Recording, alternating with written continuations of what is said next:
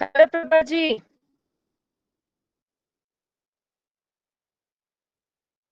How are you?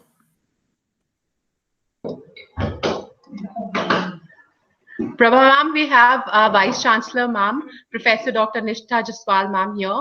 We have Madam Dr. Upneet Lali ma'am, Deputy Director, Institute of Correctional Administration. Good morning, Namaskar Prabhaji. ma'am. Namaskar. And we have the chief guest for the event here.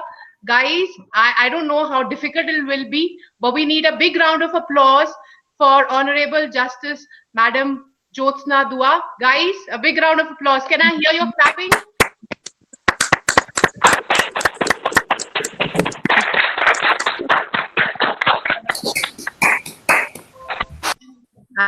I welcome our distinguished panel.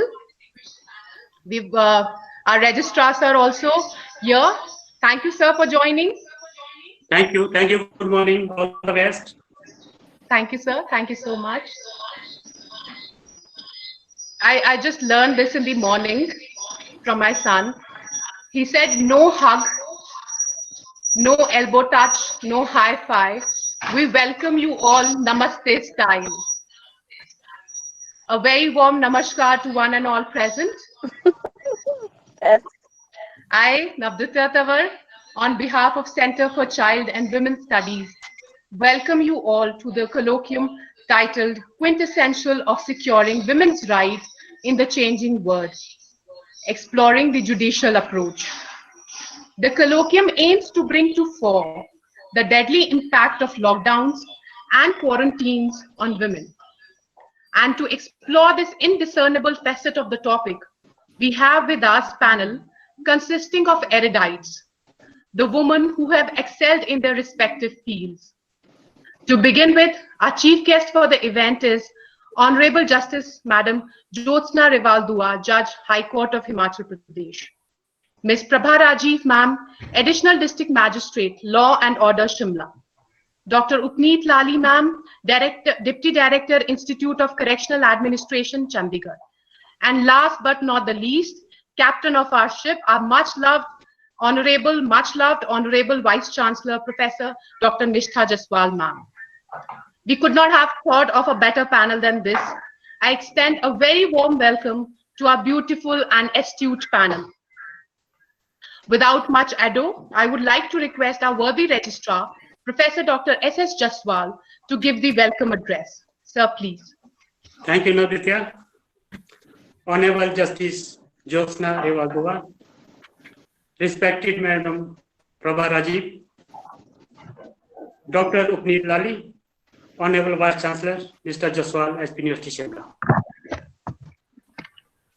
We are privileged to have our women panel comprising of women who have achieved heights in their respective field. The colloquium aims to discuss and debate on the contemporary situation of women, especially during lockdown because of pandemic of COVID-19. It will provide a platform to discuss, debate, and develop collective thinking and sensitizing on all issues to face the challenge ahead. We are privileged to have chief guest today, Honorable Justice Jyotsna Rival Dua, Judge, High Court of Himachal Pradesh. Justice Dua obtained LLB degree from Himachal Pradesh University, Shimla, with 3 gold medals and securing first-class position in every semester. She was awarded merit scholarship and certificate throughout LLB. She was enrolled as an advocate in Bar Council of Himachal Pradesh and started practicing independently. Justice Dua was designated as senior advocate in July 2015 and practiced in Shimla, primarily in High Court of Himachal Pradesh. She also had been practicing in State Administrative Tribunals, Shimla, during initial years of practice, and she was elevated to Additional Judge of High Court of Himachal Pradesh on 30th of May 2019. May be representing a court where we have 3 women judges earlier. 2 of them happens to be the Chief Justice. And this is on record that Justice Leela Seth was the first chief woman of any High Court, and she represented the High Court of Himachal Pradesh. And then it was Justice Kamlesh Sharma, who was the judge of High Court Himachal Pradesh, and thereafter Justice Abhilasha Kumari. She was the first woman Chief Justice of Manipur High Court. Now, ma'am, we are looking forward and would like to see you at the top of the judiciary in capacity of Chief Justice of High Court during the course of your journey in judiciary. It's my privilege to welcome as a chief guest for this colloquium today. We, on behalf of the National University Shimla, faculty members, non-teaching staff and students, welcome you for today's program. We are privileged to have respected Srimati Prabha Raji, presently holding the position of ADM Law and Order Shimla. Very experienced in the field of administration. She is in the administrative service of Himachal Pradesh. In the past, Prabha was holding the additional charge of tourism and civil aviation and additional director, language, art and culture department. During the lockdown period, we were continuously following how Prabha Madam was working hard and doing her duty very effectively and honestly. And she is known to be one of the tough administrative officer of the state. Welcome you, Prabha ma'am, for this colloquium today. We are privileged to have Dr. Upneet Lali. She is director of the Institute of Correctional Administration and also co-founder of the Social Action Foundation of Equity. Dr. Lali holds the doctorate degree in psychology and also holding the law degree from Department Law Faculty, Punjab University, Chandigarh.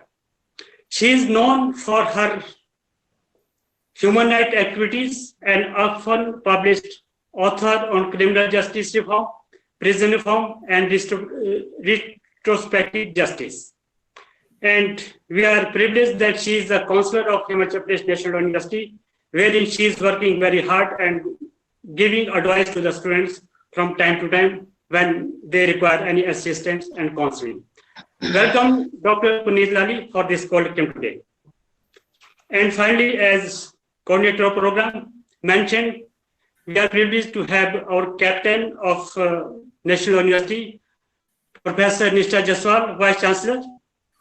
Very, very experienced in the teaching as well as research, more than 35 years teaching experience, and had been actively engaged many activities of the Punjab University, Chandigarh. I am not able to hear Dr. Jaswal.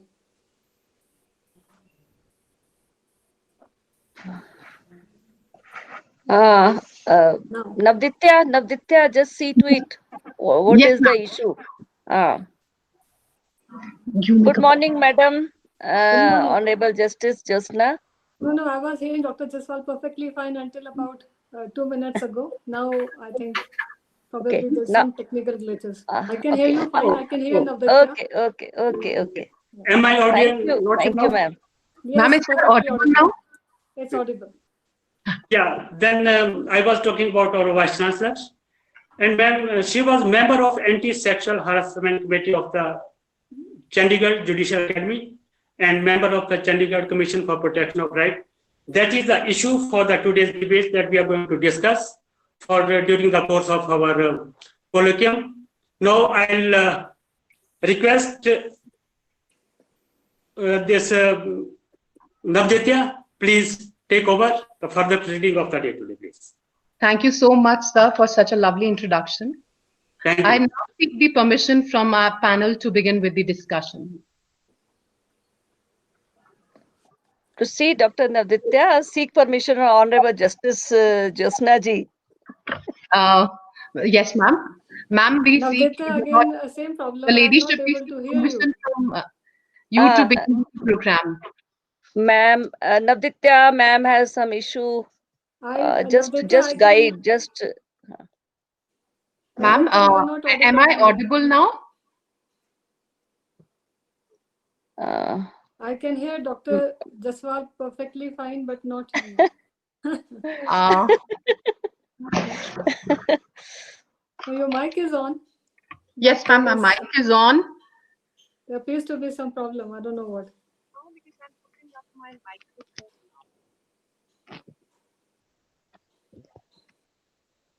We are all getting accustomed to this new Technology. System, new technology.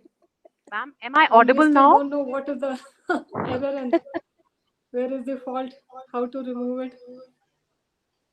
Ma'am, am I audible now? Dr. Jaswal, can you hear Navditya? Yes, I can hear Navditya. Then Navditya, please proceed. I don't know, but maybe some problems. I don't know what. Okay. Right, ma'am. So, ma'am cannot hear us. Seek permission from our panel to begin with the discussion. Please, Navditya. Much obliged, ladies. This pandemic has not only challenged the global health systems, but our commitment to equality and human dignity. With women's interests and rights front and center, we can get through this pandemic faster and build more equal and resilient communities and society that benefit everyone.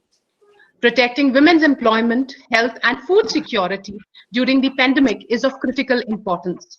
The COVID-19 outbreak has undermined safety net provision, safeguarding women's well-being. Clearly, without a policy reinforcement, COVID-19 will only deepen existing social and economic inequalities for women. So what should be done to fight gender inequality during the pandemic? To answer these concerns, I welcome our first panelist for the day, Professor Dr. Nishtha Jaswal, Honorable Vice Chancellor of Himachal Pradesh National Law University.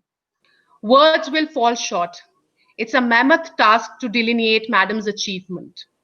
But I'll still try. Madam has teaching and research experience of more than 35 years. Her field of specialization includes constitutional law, administrative law, human rights, and environmental law.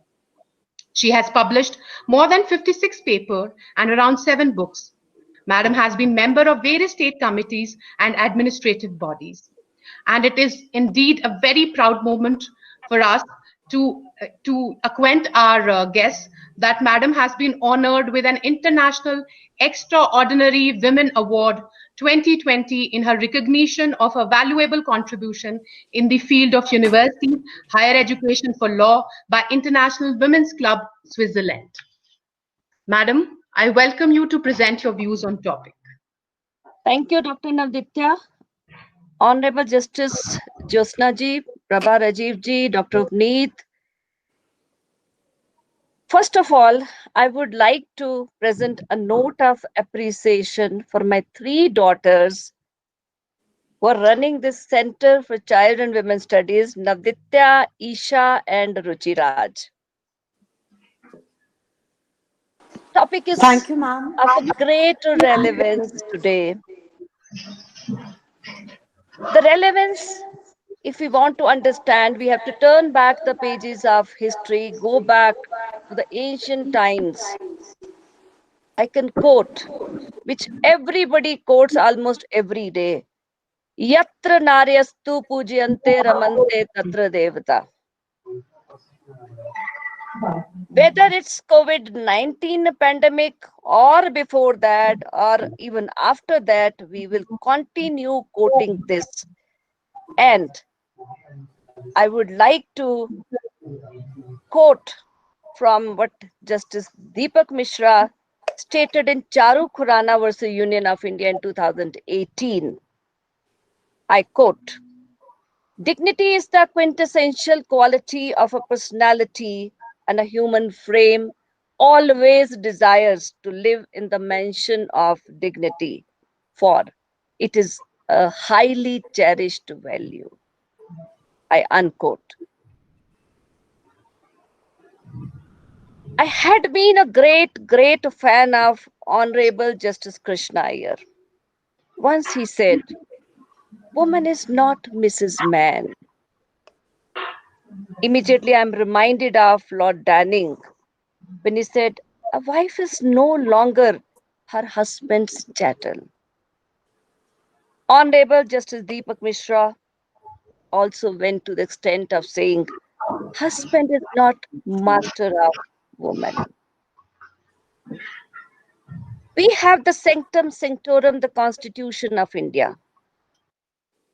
I'm not only going to refer to part 3rd of the Constitution containing fundamental rights, but to the duties of the state under directive principles of state policy also.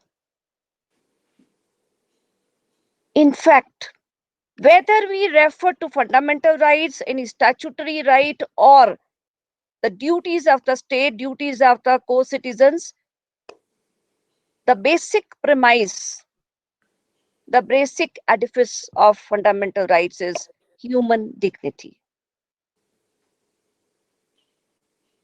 And once we use the term human dignity, we can't say women are not human beings. They are the better species created by Almighty. I may refer to Article 14, General Right to Equality, 15, especially 15 Clause 3, where special provisions can be made in favor of women. I can refer again to 15 and 16 when we refer to no discrimination on certain grounds, and one of the ground is sex. I can refer to Article 39 E and F very clearly. Of course, 39 D too, equal pay for equal work. 39 E, when we talk about states' duty to ensure that the health and strength of workers, including women and children, is not abused. I can refer to 39 F too, that the citizens are not forced by any economic necessity to enter any kind of avocation. These equally apply to women. In fact, I would try my best, being a female, to control my biases, to eschew my prejudices and proclivities. Now, we have to start with the journey. I start the journey when the child takes birth. Even though we are in a very advanced era now, still in some corner of the hearts, a feeling is having a son. I can here share I'm a proud mother of 2 daughters. And I don't find any difference whether we always need to have a son.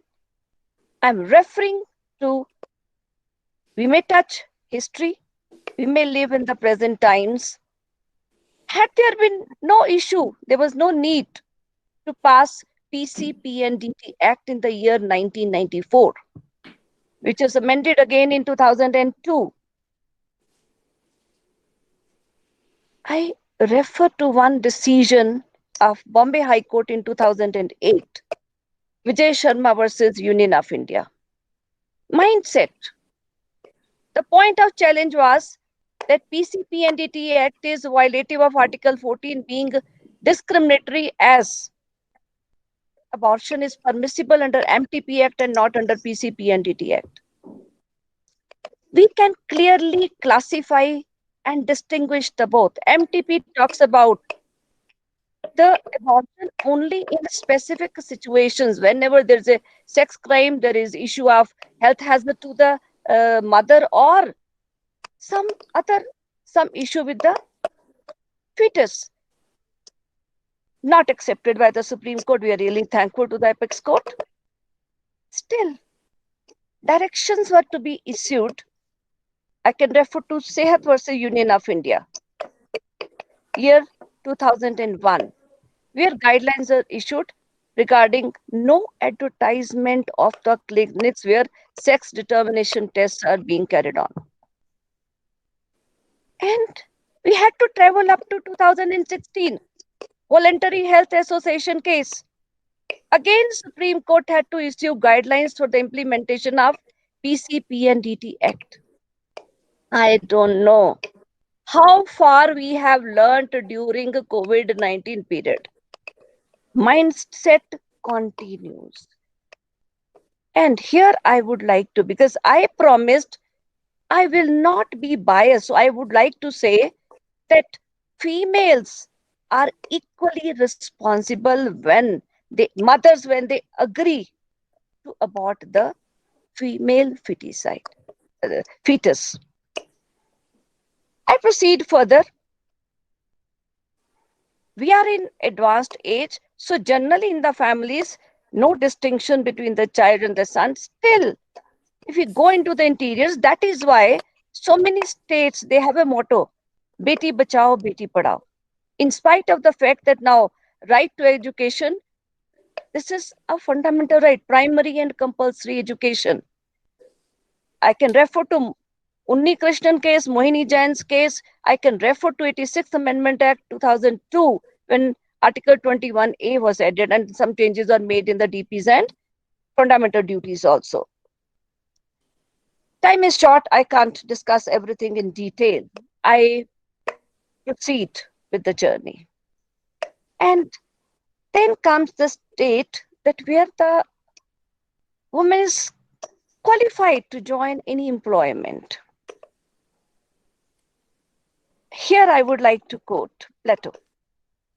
Plato said, if women are expected to do the same work as men, we must teach them the same things. I think we can derive much out of it. Employment, if I refer to Air India versus Nargesh Mirza, 1981, how the rules provided for termination of services and becoming pregnant. It was taken as against motherhood. I can refer to C.B. Muthamma's case of 1979, where the IFS officer was denied promotion on the ground that she was married. I can refer to McKinnon Mackenzie versus Andre DaCosta of 1987 by the Supreme Court. In spite of being a signatory to International Covenant on Equal Pay for Equal Work and at the same time having 39D, and this is a decision after Ranveer Singh of 1982, where the Supreme Court had declared this equal pay for equal work as a part and parcel of right to equality. Still, there was different pay scales for the male stenographers and female stenographers, and the contention on the part of the government was financial crunch. Imagine the mindset. And I proceed further, appreciating Article 15, Clause 3, even though I would like to mention that this is an instance of a reasonable classification, even though we talk about special provisions in favor of women. Number of decisions where the rules provided for even 100% reservation for the females, like the case of Union of India versus KP Prabhakaran of 1997. But here, keeping in account the dignity of women, I would like to refer to one case, Kamala Nantha versus State of Tamil Nadu, year 2005. Now here, one so-called Swami Premananda was running ashram, and because of our traditional beliefs, of especially females go to these sadhus, babas, mahatmas, he raped 13 minor girls. When this came into light and somebody wanted to report, he was also killed. But evil cannot be concealed.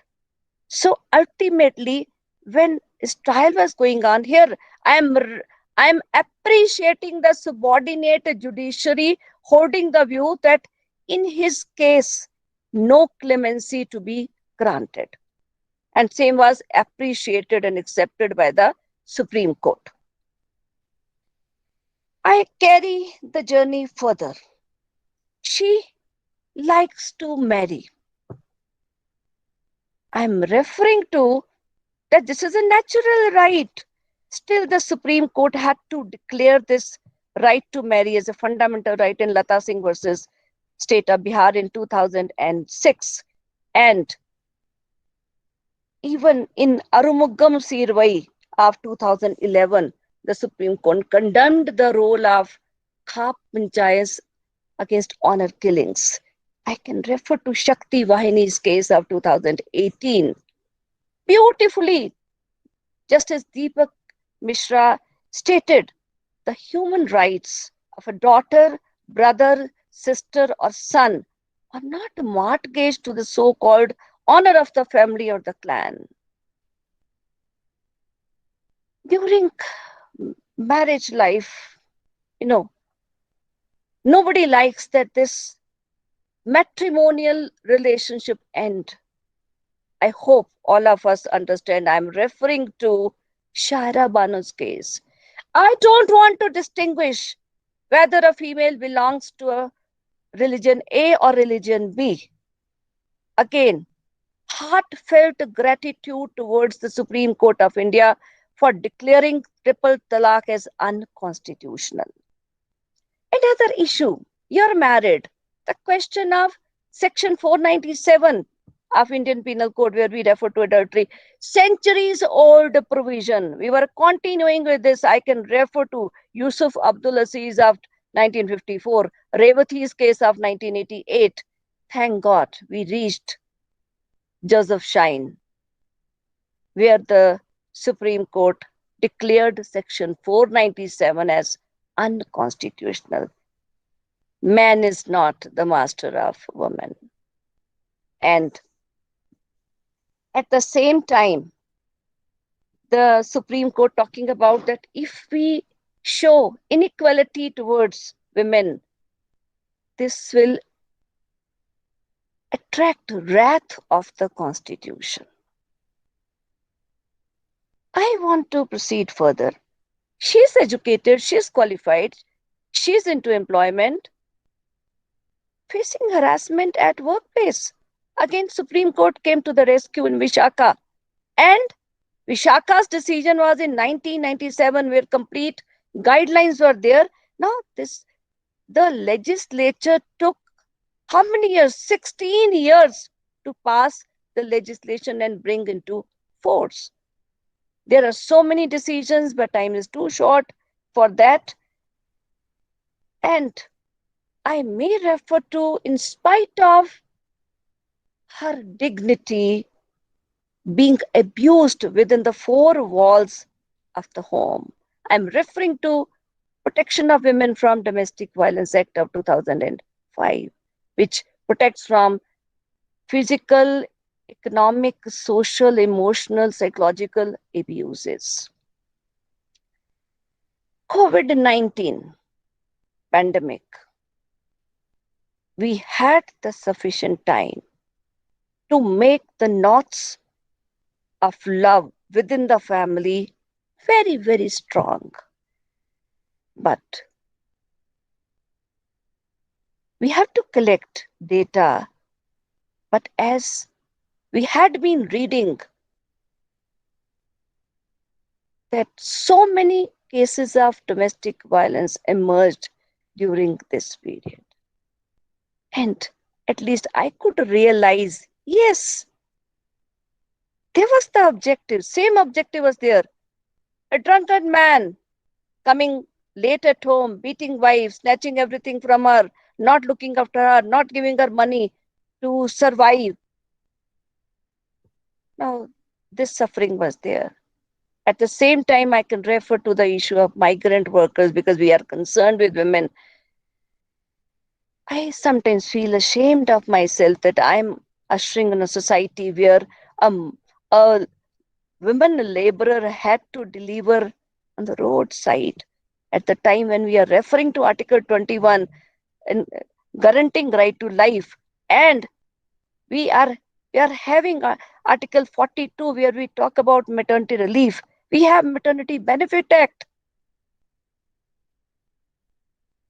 Were all these laws sleeping at that time? Women, we allow them to work from home, whether the family members understand that they have to work from home, or there are expectations from each member of the family. I understand the expectations of the children from mother, presence of mother at home means a lot to them. We don't recognize the identity and dignity of females. Time is short, so I will just to refer to that.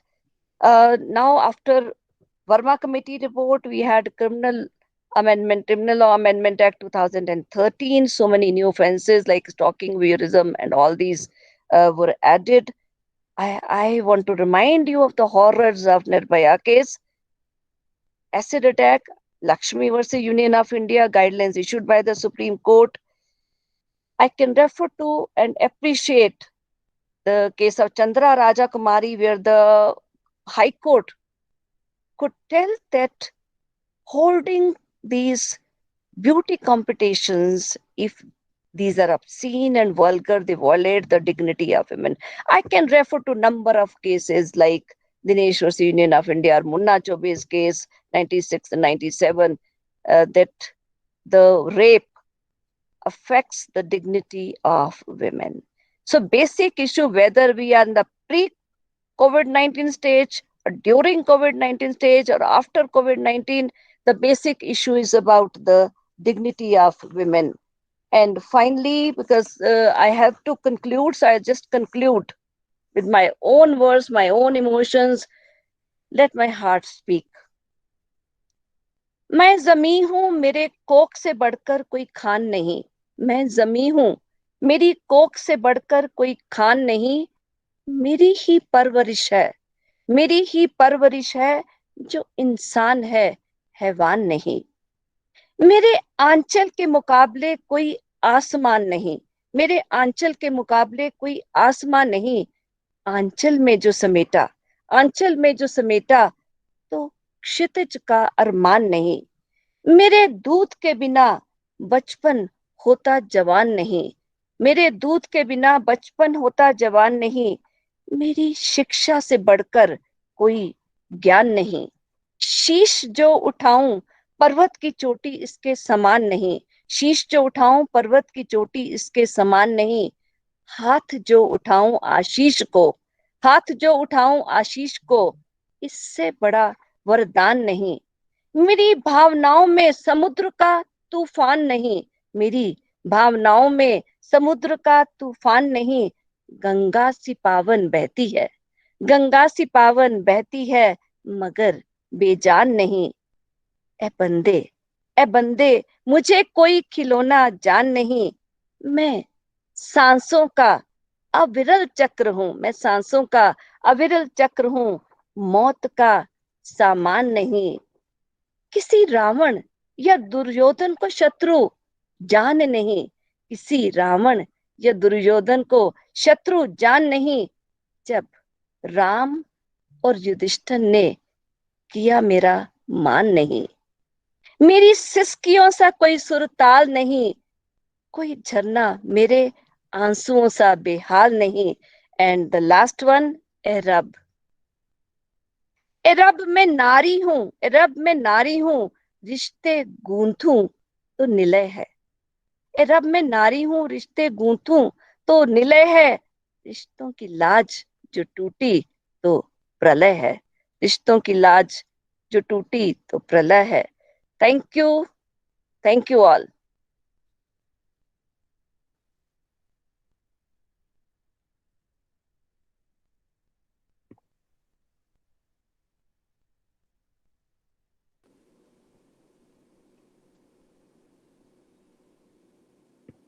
Thank you for enlightening us, ma'am. It was indeed very discernible address. मंत्रमुग्ध कर दे ऐसी रचना थी. आपका बहुत बहुत धन्यवाद, ma'am. Now I invite our second panelist for the day, Dr. Rupneet Lali, ma'am, a doctorate in psychology and is deputy director of the Institute of Correctional Administration at Chandigarh. She holds a law degree from Department of Laws, Punjab University, Chandigarh. Prior to working in, she has also taught in psychology department, Punjabi University, Patiala. She has designed, conducted, and organized training programs for mid and senior rank prison officer, police officers, prosecutors, legal aid lawyers. She has also organized various international and national level seminars and conferences. She's invited for talks, lectures at various universities and training institutes.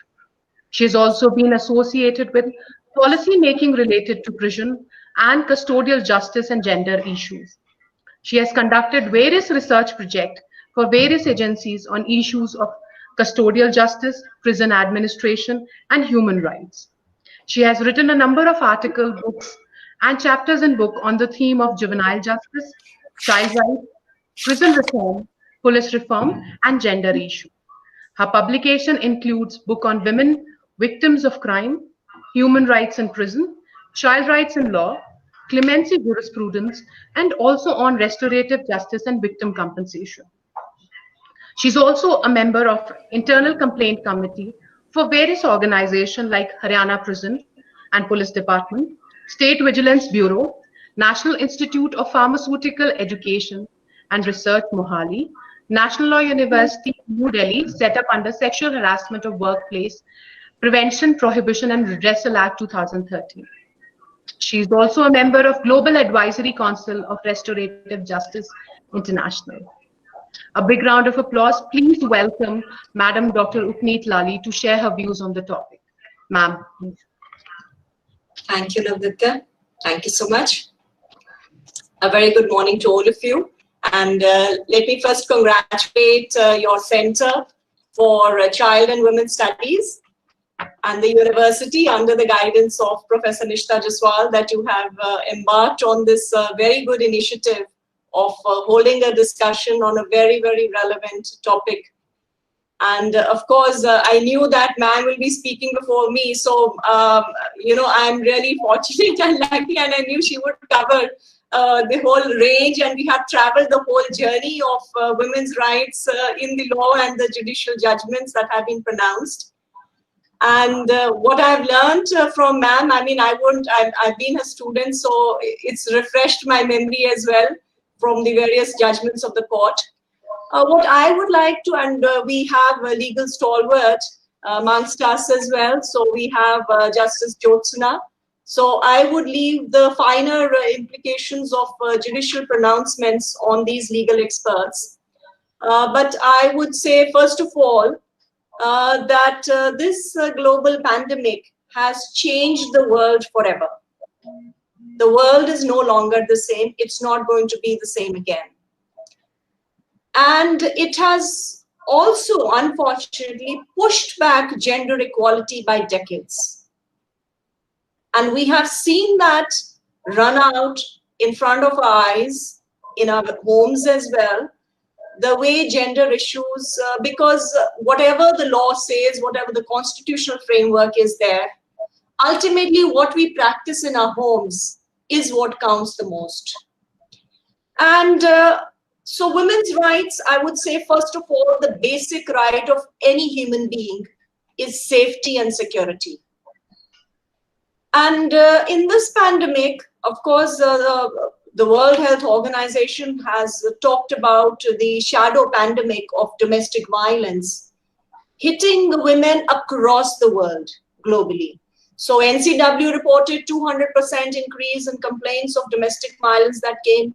Even countries like France have reported a 37%, 40% increase in domestic violence.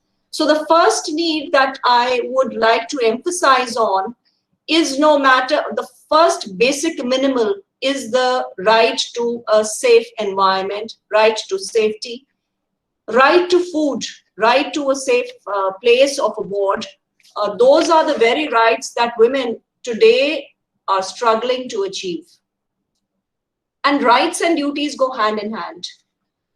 So in the home, women, and ma'am spoke about it, women perform multiple roles. So she is the caregiver, no doubt about it. But the whole expectation of a caregiver being transposed to a woman only and not being shared by others in the house is taking its toll. So for a few weeks, yes, women enthusiastically and cook all the delicacies for people at home. But then you reach your exhaustion point and the fatigue sets in.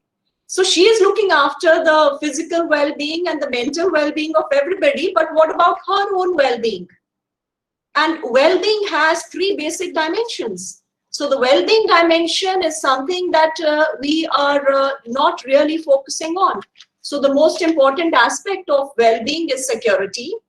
Then you have justice, and then you have inclusion. And on all these three parameters, every nation will have to work really hard to achieve.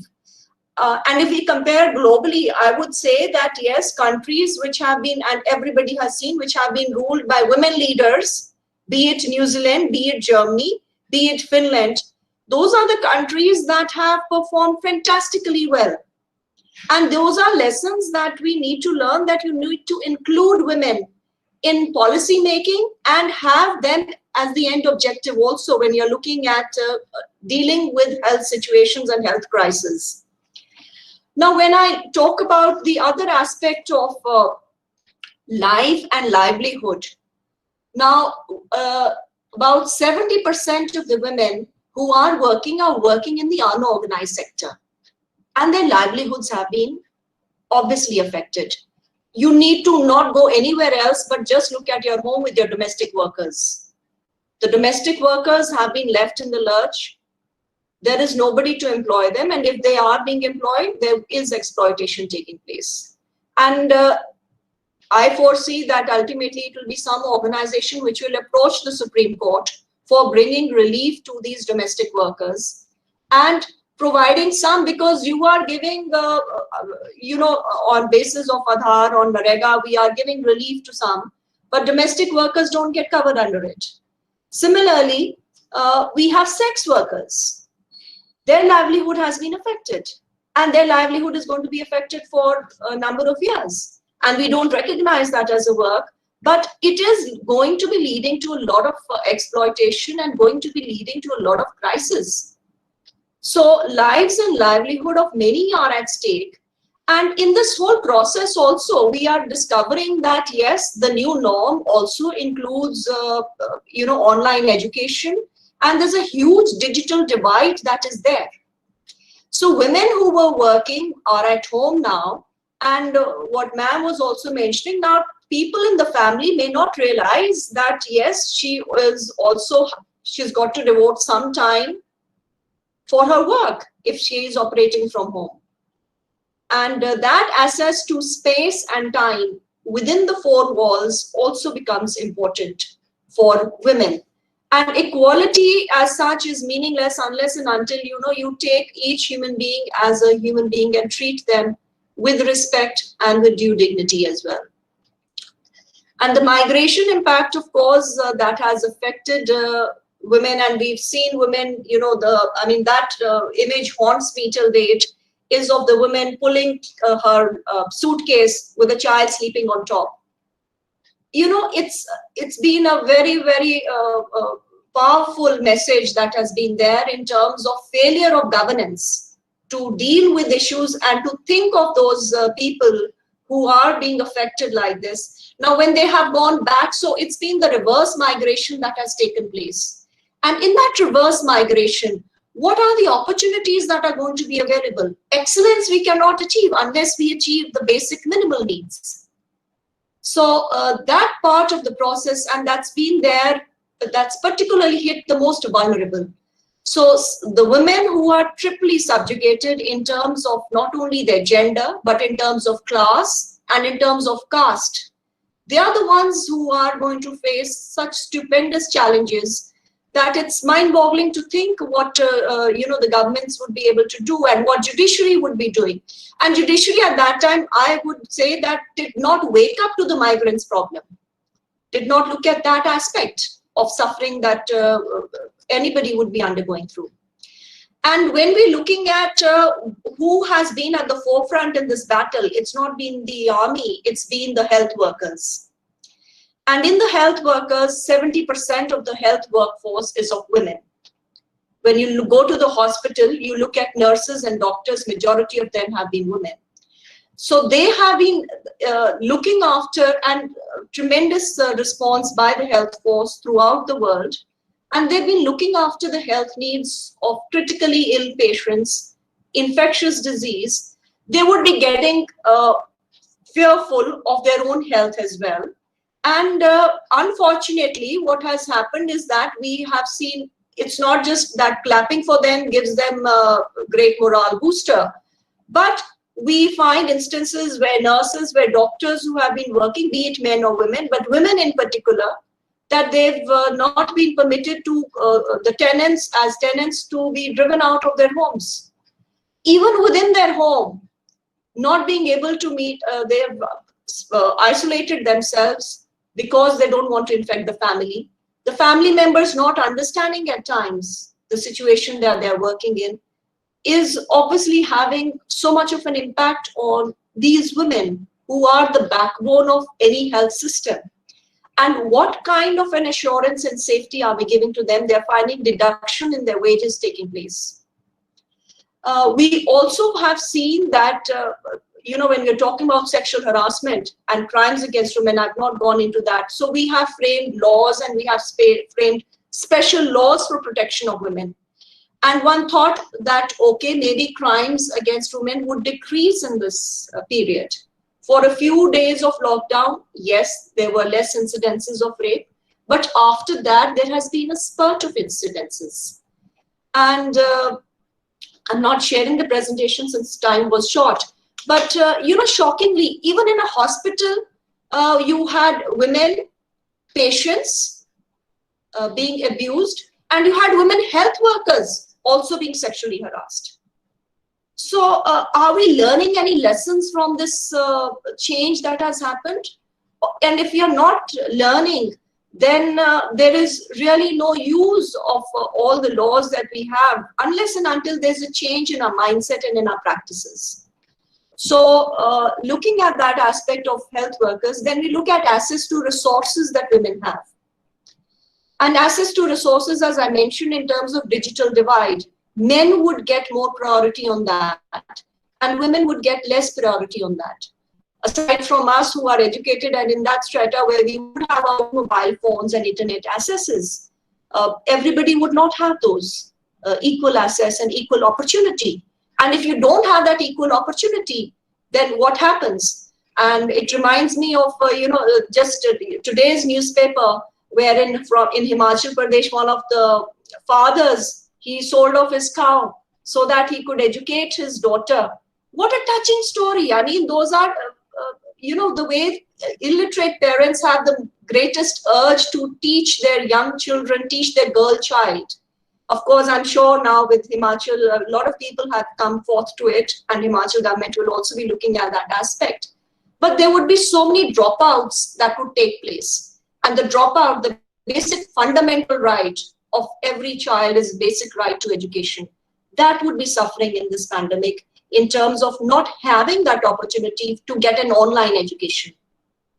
Online education would affect girl students much more than the boy students.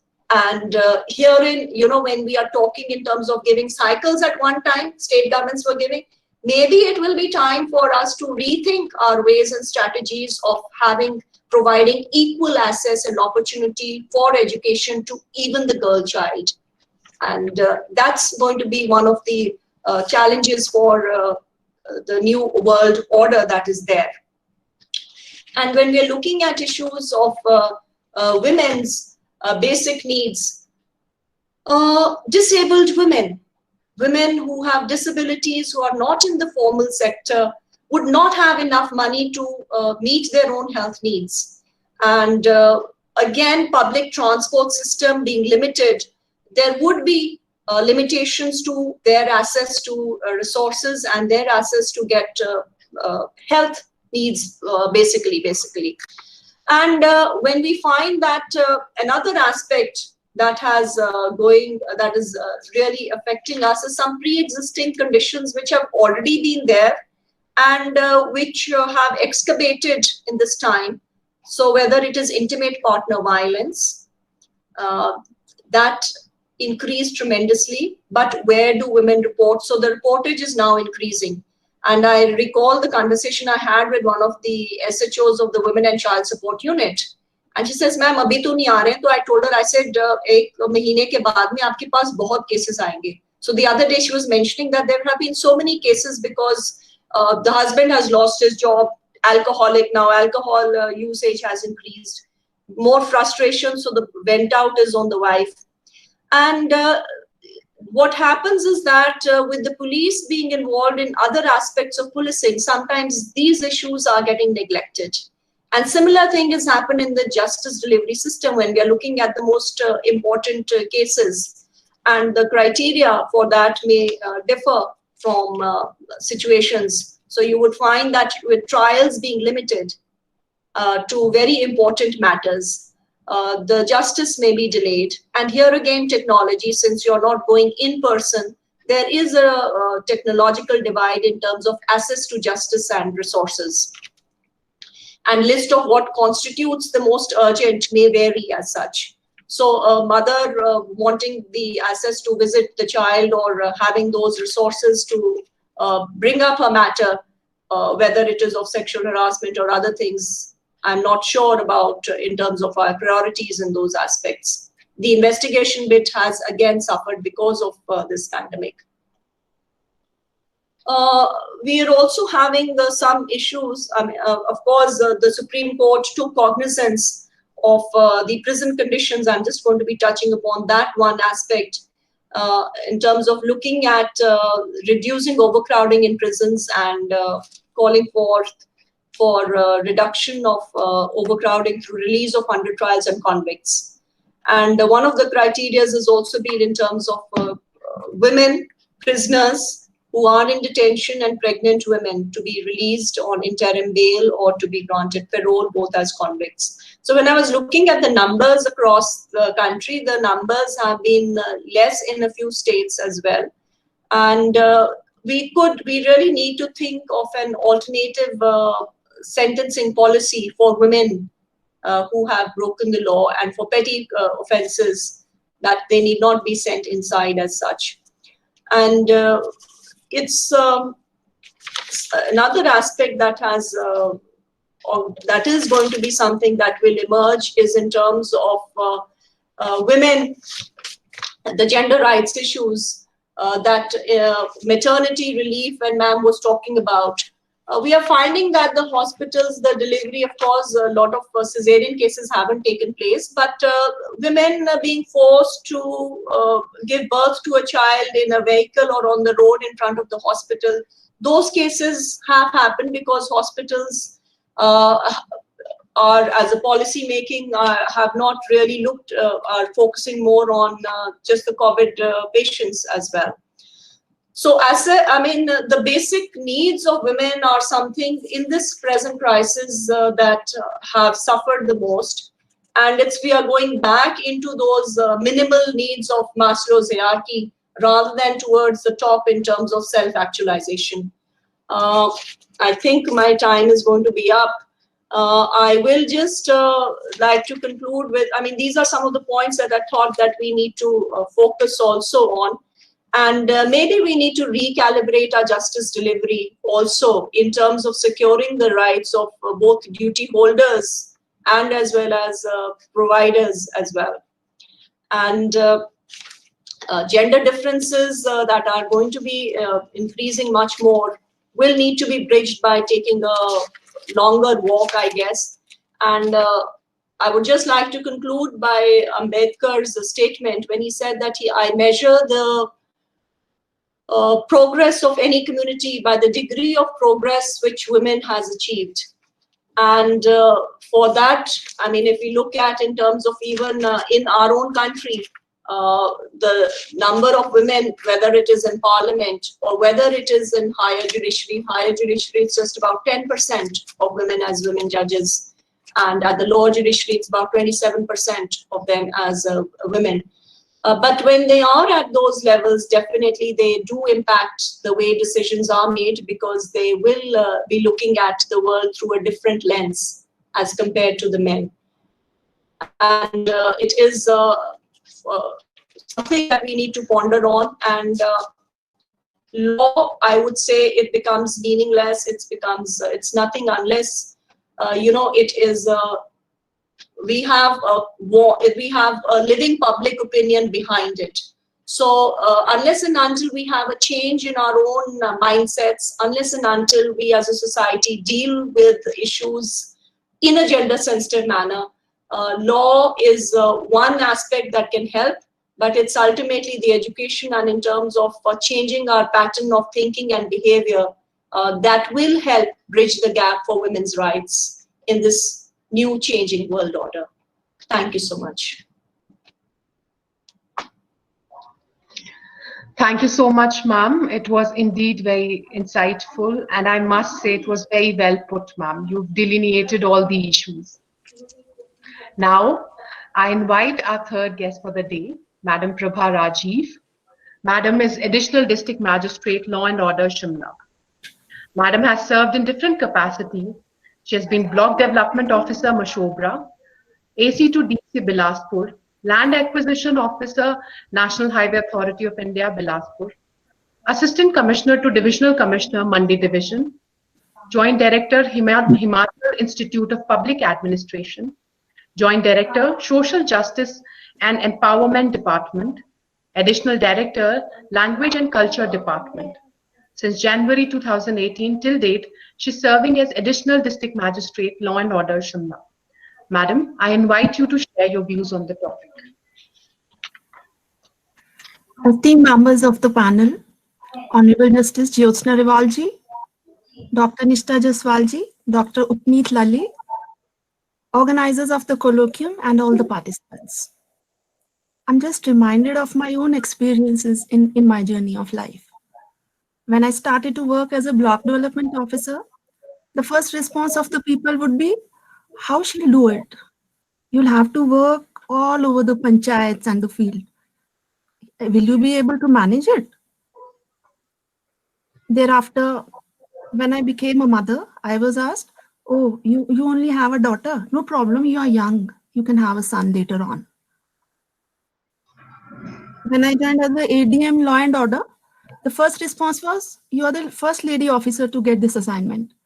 Law and order is supposed to be a masculine, a very tough job. So only the males can do this. You'll have to prove your worth. Of course, it's right. A woman always has to prove her worth, and man is never supposed to do so. Well, moving on from the personal experiences, coming to the issues, those are related to the women at large. I'll today be talking on what are the major challenges women are facing today, how the COVID-19 pandemic has further affected their status, and I would also be suggesting some solutions. It has been 25 years since the Beijing Declaration was adopted by the UN in 1995. India, which is also a signatory to the declaration, has come a long way since then in terms of securing gender justice. We've witnessed an improvement in various indices like health, education, constitutional and legal rights, and economic opportunities available to women. But at the same time, there are various obstacles which still prevent women from developing to their full potential. Of these obstacles, I feel the biggest one is the prevailing patriarchal social structure in our society, which places the relationship between different genders on an uneven footing and essentially accords more power to the men vis-a-vis other genders. The current COVID pandemic has made the situation more complex. It is being rightly called a shadow pandemic because of the escalation of domestic violence cases against women during the lockdown.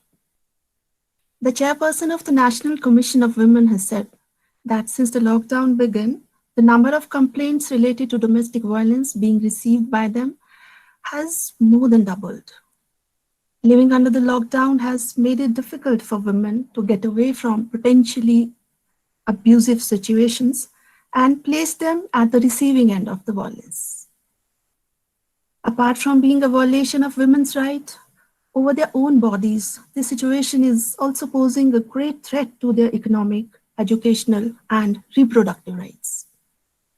The economic participation of women in India has primarily been witnessed in the fragile, low-paying, unorganized sector.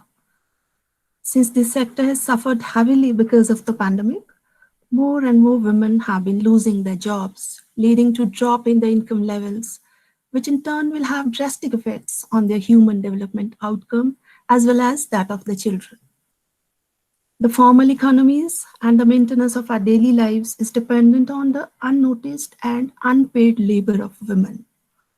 It is time for us to go beyond relief and develop recovery measures that are useful, not just for the formal sector, but also informal enterprises and informal workers. All of us are aware of the large-scale migration during the pandemic. It has placed women working in the informal sector in an even more vulnerable position. Women belong to one such category that may keep working from the early morning hours up to late night, but if you ask them, what do you do? The answer will be, I don't do anything. It clearly shows that they are socialized not to recognize and value their own work. Since they are not paid for the unearning domestic work, their efforts are often invisibilized. During the lockdown period, all family members in each household were confined to home for a long time, which required much more care work of children out of schools, older and ailing family members. Undoubtedly, such work displays clear-cut unequal gender division of labor.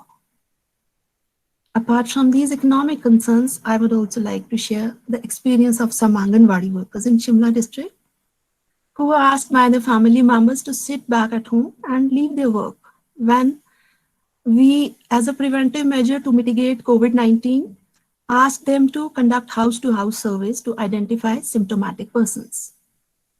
Well, some might look at this incident as the family members' concern towards the Anganwadi workers, but it also brings to light the gendered ways of appraising the work performed by men and women. While men are considered to be the breadwinners and their work given importance, a woman's work and her needs are never perceived to be essential. One needs to rise above such stereotypical notions and realize the importance of every individual's needs and rights. The conditions brought about by the pandemic have also posed a serious threat to women's health rights. Their chances of getting quality health services and maternal and reproductive health care are getting adversely affected. In the present situation, the resources are likely to be diverted towards meeting out the emergency related to pandemic, which could possibly lead to high morbidity, adolescent pregnancies, and sexually transmitted diseases. And unfortunately, this will further weaken their capacity to earn livelihood and make them more vulnerable. Not just physiological health, but their psychological health is also under extreme duress, giving rise to depression, anxiety, and other stress-related disorders. Another related aspect that I would like to highlight is that women constitute the majority of the health workforce, and the pandemic has led these doctors, nurses, and community health workers to work tirelessly as frontline health workers. So they are more likely to be exposed to the virus. It is very unfortunate that these frontline corona warriors, besides facing the risk of the virus on day-to-day basis, are also being victimized by the society. Many incidents of use of force against ASHA workers and misbehavior with them have been reported. Violence is reported to have been inflicted by the house owners, neighbors, and sometimes even by the people whom they visit for the purpose of screening and health monitoring. There has been an unusual rise in the crimes against women during the lockdown period. In our own state also, such incidents in large number have occurred within the houses and the families. Cases of rape of women, including elderly women and minor girls, by their fathers, father-in-law, step-brother, and even son-in-law have been reported in our state. The actual number of cases is much higher, as many cases are not even reported in the name of family honor. The failing mental health of males due to stress owing to loss of job, wages, insecurity, and restriction on their movement during the present time has also led to the alarming rate of increase in offenses. Access to justice, access to opportunities, and ability of women to raise voice to assert her identity has been affected to a very large extent during the pandemic.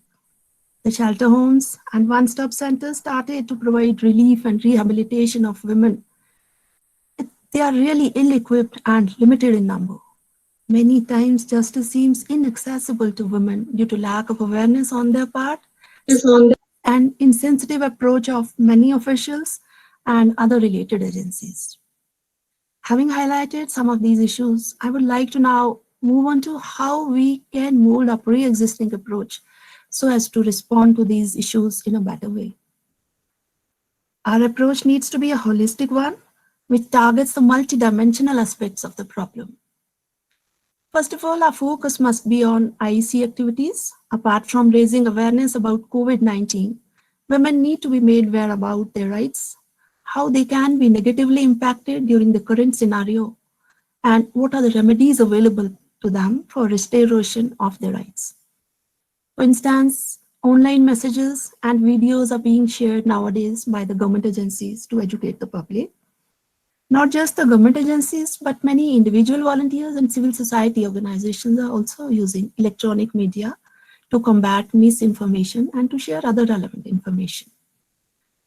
I must say, to be really effective, the awareness material should be very precise and available in an easy to understand language. Understanding the gender differentiated impacts of COVID-19 crisis through gender disaggregated data is very important for designing the policies which can reduce vulnerabilities and strengthen women's agency. It needs to be ensured that women are equally represented in all decision-making platforms related to the pandemic so that their needs are voiced properly and ultimately reflected in the future policies and planning. Apart from this, women civil society groups, which are working in close association with the local communities, need to be effectively included in policy making and implementation thereof. And one more important thing is that all fiscal stimulus packages and social assistance programs need to be framed keeping in mind the gender-related aspects. For example, increase in wages under Manrega by the Government of India will act as an important poverty removal tool for unskilled women workers who cannot go to faraway places for work. Under its Ujjwala scheme, the Government of India has provided free LPG refills for 3 months to over 8.3 crore women. Since it's a known fact that many perpetrators of violence against women are known to the victims, an extensive awareness drive needs to be started to ensure safety and protection of women and girls. They have to be made aware about the impending risk to their safety from their own friends, relatives, and other people known to them. They should be encouraged to report any advances and gestures that make them uncomfortable or afraid. The police should undertake effective crime mapping to control such incidents. The shelter homes, one-stop centers, etc. need to be strengthened and their capacities should be enhanced to provide better facilities at a larger scale. It also needs to be seen that such centers do not become the place of exploitation of destitute women. It is very important to ensure that all women helplines, portals, and apps are operated efficiently with well-trained and sensitive personnel to handle all the complaints and grievances. In Himachal, many tools like Gudiya Helpline, Shakti Button app, etc. are providing much needed platform for reporting offences against women. While formulating any policy, we also need to keep in mind its intersectional impacts on all sections of society. For instance, a woman belonging to the BPL, SC, ST or disabled category might not have access to electronic media, and she might not be available to report her grievances online. Therefore, alternate redressal mechanisms should be made available like Anganwadis, Mahila Mandals, and Panchayat Ghars can also be used as safe spaces for women in need of help. I think another way of dealing with the intersectional implications is an efficient free legal aid system for the vulnerable. The paralegal volunteers of Legal Aid Authority can contribute by making individual house visits to assist those who do not have access to online services. In the last, I would like to talk about the transformative power of women-led collective action in making women empowered.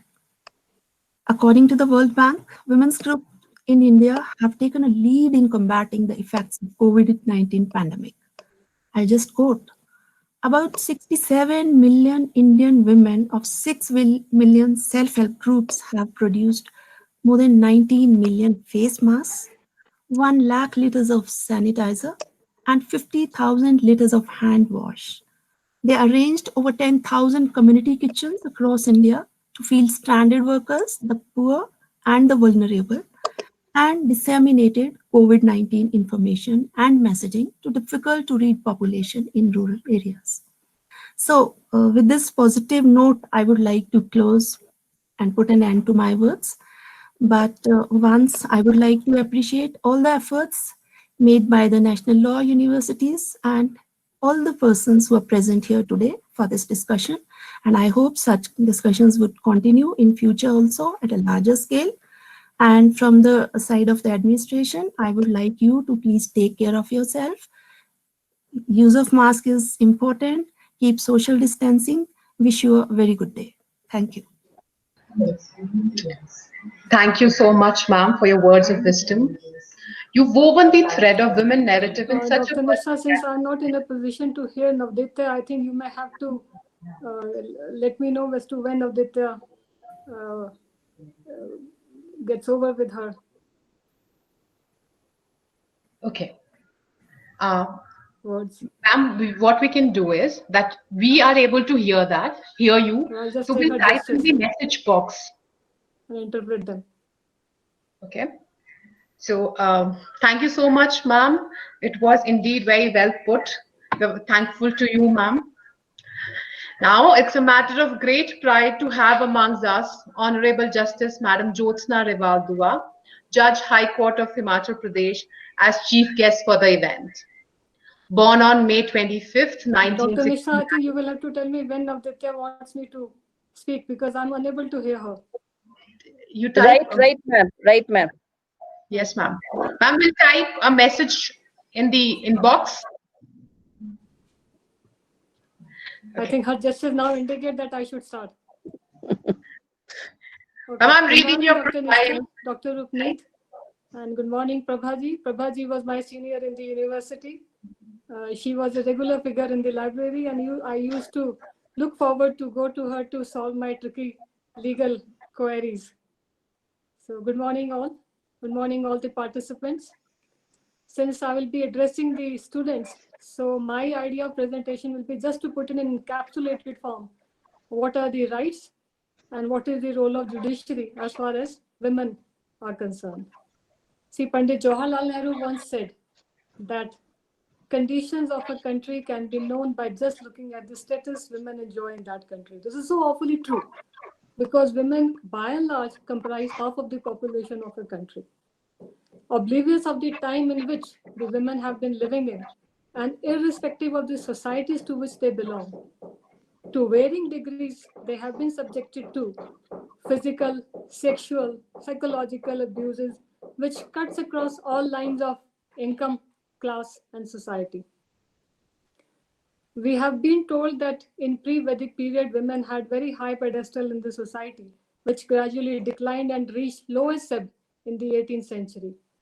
But then British government, with the pressure of various social reformers, have enacted certain legislation which were in favor of women, like abolition of Sati Act, Widows' Right to Remarriage Act, Civil Marriage Act. There were various provisions in the Indian Penal Code for women. Then widows, married women's right to property act, prohibition of prostitution act. These all enactments were there even in the pre-independence period. But then we live in a very paradoxical society. On one hand, we will say, worship women as goddesses. But on the other hand, the society ensures that women, they don't even take birth, or if they take birth, they suffer right through their life till their death. Now, let us talk about even after independence, successive governments have been taking measures so that the status of women gets empowered and they are uplifted not only in social but political and economical, all walks of life. Herein the role comes of judiciary. Constitution is the basic law. It is the law which gives soul to all other legislations. Now in Constitution, Dr. Jaswal, in fact, gave very, in good many words, talked about various rights women have under the Constitution. Just to repeat those rights in my words, Article 14 talks about equality before Constitution, equality before law. Article 15, one says, no one can be discriminated, no citizen can be discriminated before law. Then Article 15.3 talks about the protection which can be granted by way of creating special provision in favor of women. Now, we have been dealing with cases where the women have been allowed reservation for admission to various medical colleges, though this is a kind of a positive discrimination which is there in favor of women by virtue of Article 15.3, because of the nexus which is being sought to be achieved under those provisions. We have provisions which provide for, and those provisions have been upheld, provisions providing for appointment of all ladies in the government colleges, in the colleges for women, because of the object being sought to be achieved, that is preventive, precautionary morality attached to it. Then we have because court says that equality has to be amongst equals. Women, by and large, women constitute a class unto themselves. Therefore, there can be special provisions for them. Dr. Jaswal talked about Nagesh Mirza's case, wherein the provisions were there that women will not marry, I think, till 4 years of their job, the first 4 years of their job. And if they get pregnant, they will have to lose their job and they could remain in service till 35 years. And in case of extension, that could have been possible only because of whims on fancies of the managing director. Then court said that these attack the very essence of the womanhood. Even the continuation in service beyond 35 years at the whims and fancies of director was not held to be valid because the entire power was controlled in one person. So that's it. Now, Article 16 talks about equality in the matters of employment. Now, we have Babita Punya's matter, wherein the judiciary has interpreted and said that women, even after completion of short service commission in army, they can go on now for permanent commission also in army's non-combat support service units. If they want to do so, it's a milestone for the women in army. Now they can opt for even in permanent commission also. Now, similarly, we have these directive principles of state policies, adequate means of livelihood to both men as well as women, equal pay for equal work we have. Then though we have equal pay for equal work concept, but then women cannot be compelled to undertake work which is beyond their physical strength. And then maternity benefits, just and humane conditions of the work. Then there are articles which says they cannot be forced labor, which prohibits trafficking. Now, Apex Court says that the women who are involved in flesh trade, they will not be treated as offenders. Rather, they will be treated as victims of the socio-economic conditions. And in fact, their children will be allowed to intermingle with the mainstream. They will be children who will be needing the care and protection under Juvenile Justice Act. That's an altogether separate and vast topic. Dr. Upneet ji is very well aware of that. So since we are addressing students here, so I'm not going to those aspects here. Now let us go and come back to the crime. The crime and the rights which are available to the women and how the judiciary approach therein is. See, judiciary, in my view, is acting as a savior of women for protection of their rights. The existing legislation are being interpreted by the judiciary in a manner, in a more practical manner, which favors the women. And even where there are no legislation in place, the endeavor of the judiciary is to fill that gap till the time legislations actually comes in. Let us start from the Prenatal Diagnostic Techniques Act. Professor Jaswal made a reference to it also. Now, sex determination is prohibited, as well as all the ultrasound clinics. Now, it is by virtue of the directions of the court that all ultrasound clinics have to get themselves registered, and the state have to ensure that they are actually the registration part is followed, and they have to be inspected so that no determination of sex is actually carried out. But at the same time, judiciary is responsive to the needs of the women to medically abort their pregnancies. Now we have the Medical Termination of Pregnancies Act, which provides for medical termination of pregnancy up to probably 20 or so weeks of pregnancy. Pregnancy. Thereafter, of course, by virtue of the recourse being taken to the courts, depending upon the health of the mother, depending upon the health of the fetus, and this can be resorted to. Then going further from there, obscenity. Our definition of obscenity has been revisited by the courts in recent times. Now it is said that standard of obscenity should not be so to insist upon the writer to ensure that he would write only for the adolescents by avoiding reference to the word sex altogether. Otherwise, that would mean that you would be compelling the writer to write only the religious books and not for the adults. But the courts also say that what actually is the obscenity, what is the obscene song, what is the obscene words which have been uttered by the offender, those should find mention in the FIR itself, the first document which is lodged by the victim against the offender, so that balance is struck. Now talking about the modesty, of course, there is no definition, but the courts say modesty is an attribute which is attribute to the female human being as a class onto themselves. So therefore, removing her clothes, asking her to, pulling her, and asking sexual favors from her, this all amounts to modesty. Now, going further from their modesty, one will go to missing girl child. Now the courts say, and it is all by virtue of all these references I'm giving in, these are all by virtue of directions from the court. We are interpreting the legislation. The court say that FIR has to be lodged and it has to be having reference to the cognizable offenses, meaning thereby in case of missing girl child, the FIR has to relate back to kidnapping, abduction, or trafficking. So this is it, how the missing girl has to be, the report about missing girl has to be there in the FIR. Then we talk about acid attacks. There are so many acid attacks. Not only Lakshmi, thereafter inroads have been made, thereafter 326 section is there. The court say that acid attack victims have to be compensated for. 3 lakh was the compensation probably which was awarded in Lakshmi's case. Now the victims have to be duly treated in hospitals, private hospitals. By virtue of the directions of the court, they cannot now shut their doors upon the treatment of the victim. The reconstructive surgeries have to be carried out. The apex court has directed the state governments to ensure that there has to be regulation in respect, curb in the sale of these acids. Then sexual abuse at workplace of women. Dr. Jaswal made a reference to Vishakha guidelines.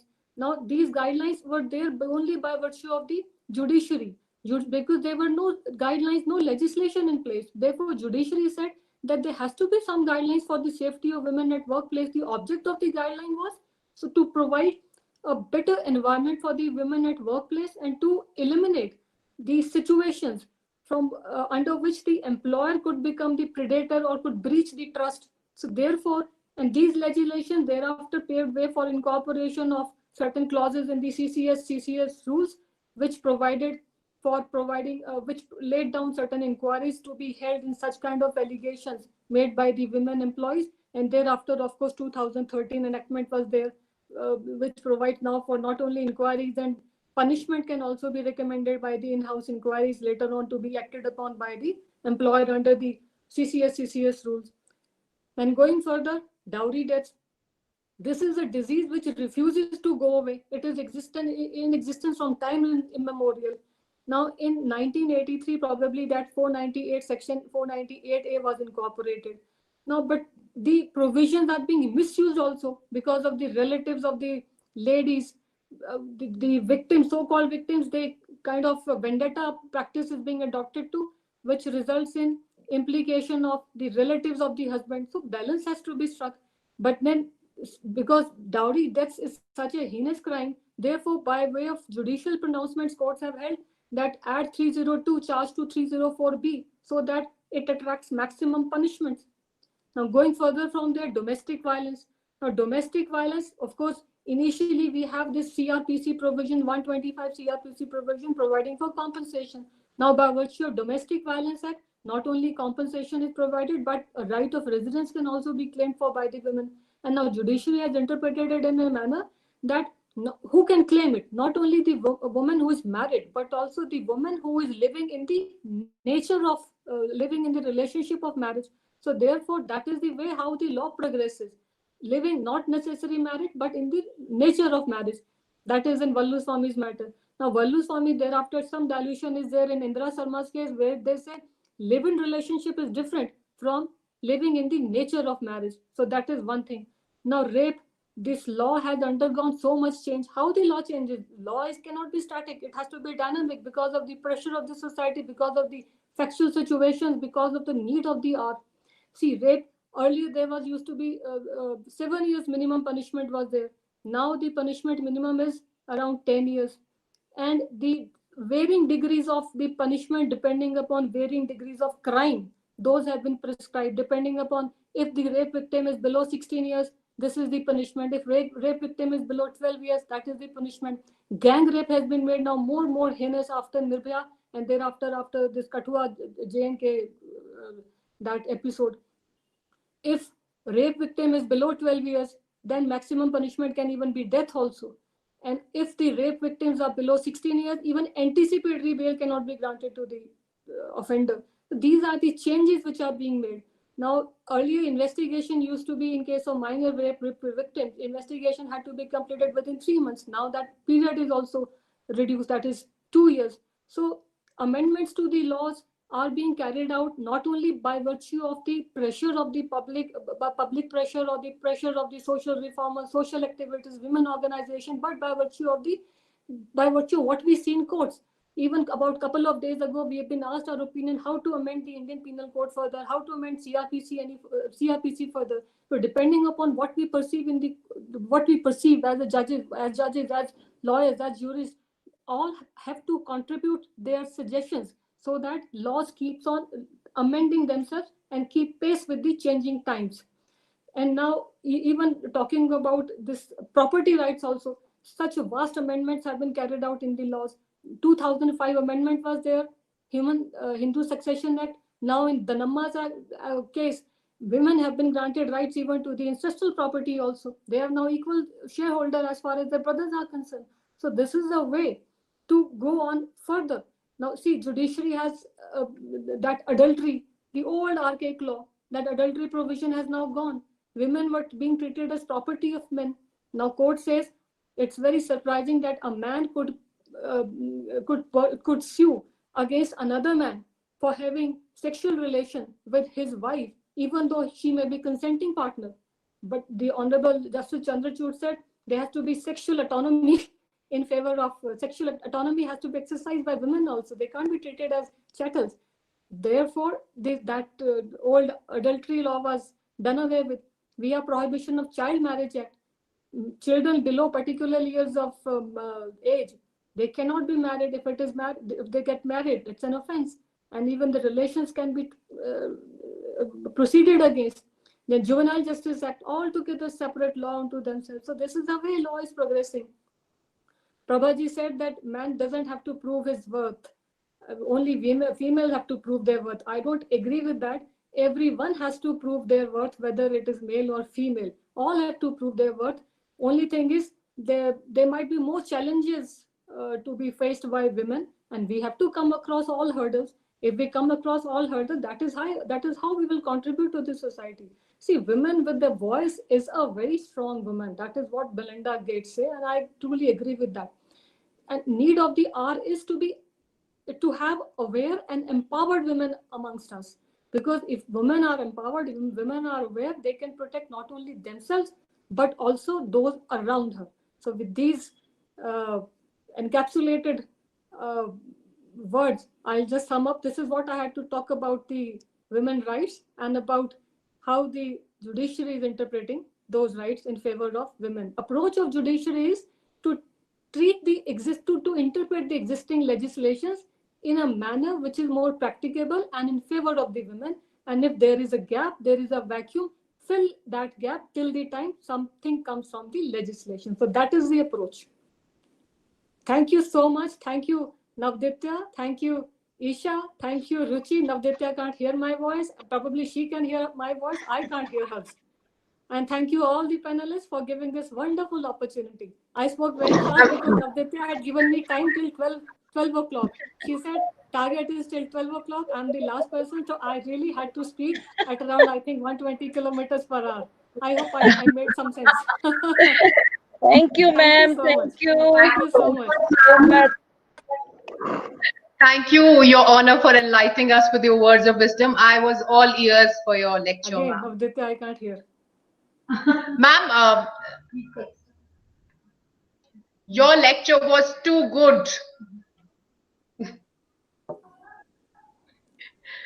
I know, I mean, I'm very unfortunate that you cannot hear me, but I mean, I feel sad at the end because I don't know why all good things come to an end. But session cannot be closed without inviting questions, suggestions, and comments from our audience. We now open the floor for your questions. Audience, please address the chair. Questions should be related to the topic and should be put in a very succinct manner.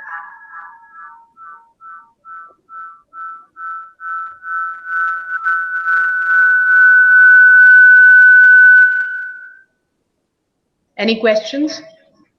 Well, not having question is also very good.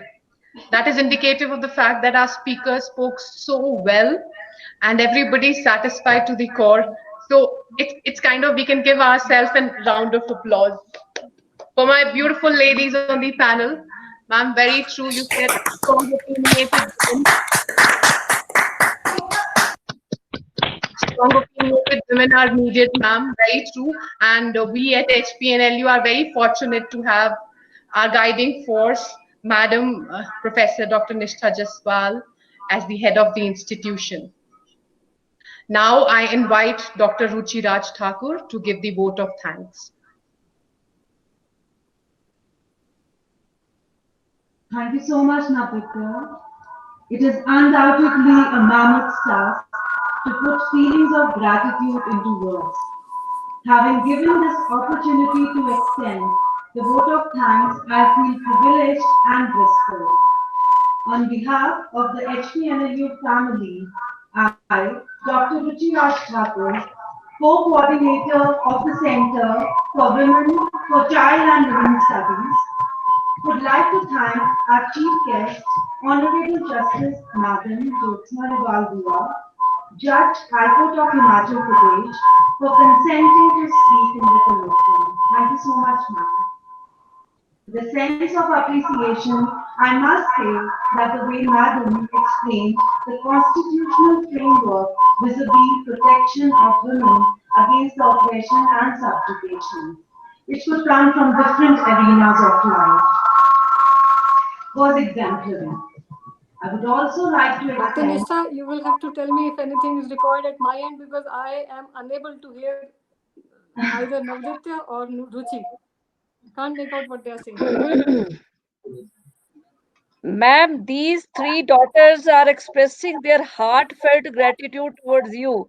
In fact, I'm also failing in my words to feel obliged towards Honorable Madam that you spared your precious time, No. very, very precious moments. I understand you have a very busy schedule, and at the same time, with due apologies, of course, being a female, we are the multitaskers. So I really thank you from the deepest core of my Thank heart. you so much. And ma'am, at the same time, I would like to take a promise from you that you will be sparing your precious time again and again for HPNLU. Definitely not at all. Definitely. Addressing students, being with them, this really gives, it takes you back to old golden old days. I think Prabhaji will agree with me. Same request to Prabhaji too. And especially when you belong to my alma mater. Acha, good. You've been to HP University? No, Punjab University. Okay. I think Me and Prabhaji, Prabhaji are from Prabhaji HP University. did her law But I from. am from HP University, ma'am. Okay, okay. I thought from Punjab University. Right, right. Universities are Right. universities, legal position, Yes, legal knowledge yes. remains the Universities same. are universities. Thank you so much. Thank you. Thank you, Thank you so ma'am. much. Thank you so Thank much. you. Thank you so much. Thank you. Shall I continue? I would also like to extend a very warm thanks to our guest speakers, Dr. Upneet Lalli, Director, Institute of Correctional Administration, Chandigarh, and Madam Prabha Rajiv, Additional District Magistrate, Law and Order, Shimla, for explaining to us the plight of women, challenges society tosses at them every day, or we can say day in and day out, and the narratives of dismantling the stereotypes with such brevity, precision, and lucidity. For this event to see the daylight, the wheels started rolling weeks ago. This event has happened after endless planning and arrangements, and of course, a bird's eye for details was required too. What Center for Child and Women Studies strive to achieve could only possibly happen because of our visionary Vice Chancellor, Professor Dr. Nishtha Jasswal. I feel profusely elated to place on record a hearty thanks to our Vice Chancellor, who's always ready to guide and motivate us, even in the hard times when mind absolutely says no to cooperate. Thank you so much, ma'am. A few lines to elucidate the condition of women made the session voluble. I heartily express my gratitude to Professor Dr. S.S. Jaswal, Registrar HPNLU, for providing encouragement and support.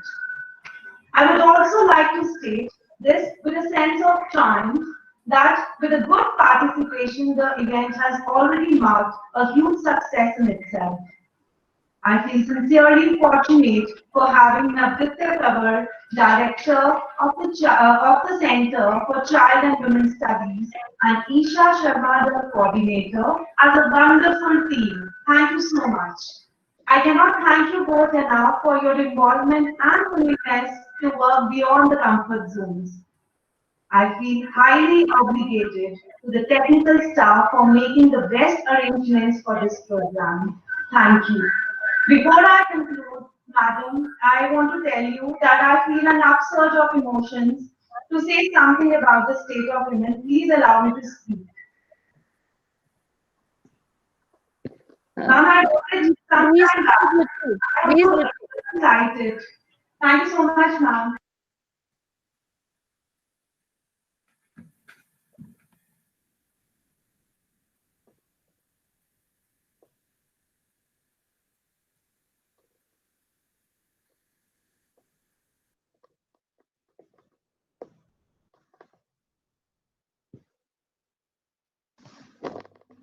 Ruchi, we are waiting. In fact, I use this time and share with you that thank you, Ruchi, for thanking all the panelists. And here, why I am saying so, because I don't thank Dr. Upneet. It's not I don't thank Dr. Upneet because we have a reciprocal relationship of rights and duties.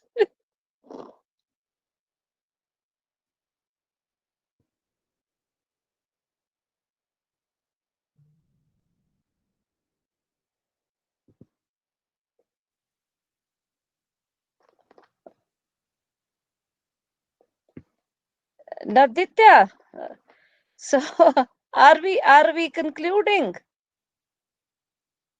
I so now I can't hear you. Okay, ma'am, can you hear me now? Yes, yes, yes. Okay.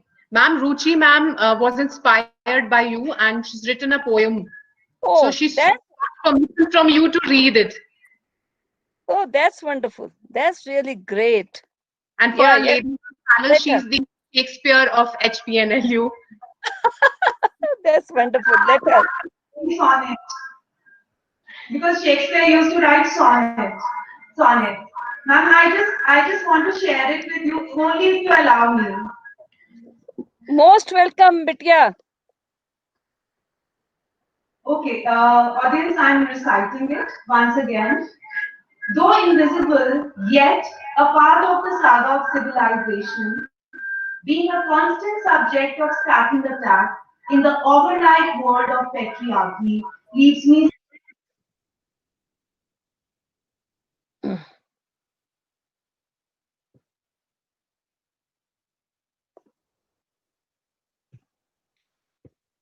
Navditya, I am unable to hear her. I'm so sorry. Okay, ma'am.